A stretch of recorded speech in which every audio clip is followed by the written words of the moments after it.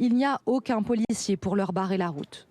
Depuis 4 mois, la surveillance des locaux du journal, installés dans cette rue du 11e arrondissement, a été allégée. Lorsque ce véhicule de police, qui se trouvait en permanence en bas de Charlie Hebdo, ce qui s'appelle une garde statique en jargon policier, lorsque ce véhicule a disparu, personne ne s'en est inquiété outre mesure.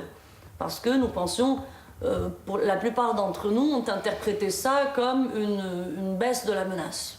C'était en effet l'interprétation de la préfecture de police de Paris qui a décidé de remplacer le fourgon de policiers par des rondes régulières de fonctionnaires.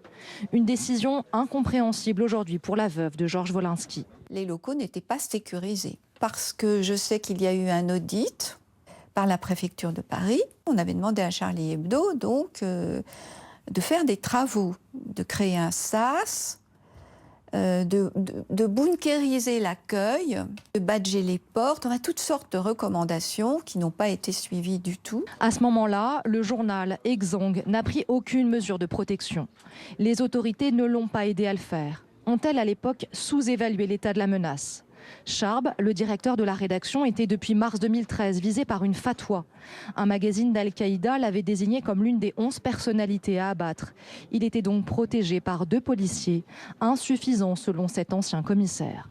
Pour être protégé normalement, il devait avoir à peu près 7 policiers en permanence, c'est-à-dire une équipe de 14 ou 15 policiers. Alors ça coûte de l'argent, ça coûte des effectifs, mais enfin, on connaît le résultat. L'IGPN, la police des polices, s'est saisie du sujet il y a plusieurs mois. Une enquête administrative est en cours pour savoir s'il y a eu ou pas des dysfonctionnements.